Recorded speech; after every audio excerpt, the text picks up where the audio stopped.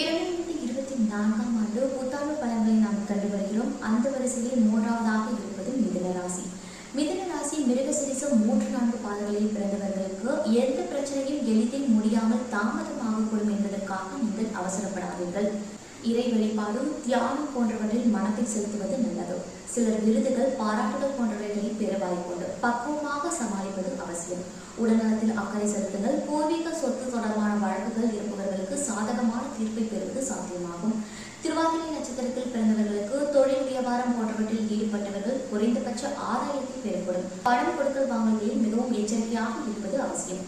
பிறர் மொழி பேசும் ஒருவரால் நன்மை உண்டாகும். தொழில் முயற்சியில் கவனம் தேவை. புனர்பூசம் 1-2-3 பாதங்கள் உத்தியோகஸ்தர்களின் சிலர் பதவி உயர்வு கிடைக்கப் பெறுவீர்கள். வேலை தேடிக் கொண்டிருந்தவர்களில் சிலர் இப்போது நல்லதொரு வேலை வாய்ப்பு கிடைக்கப் பெறுவீர்கள். பெரும்பாலானவர்களுக்கு இனம் புரியாத தேவையற்ற மனக்கலக்கம் ஏற்பட்டு நிவர்த்தியாகும்.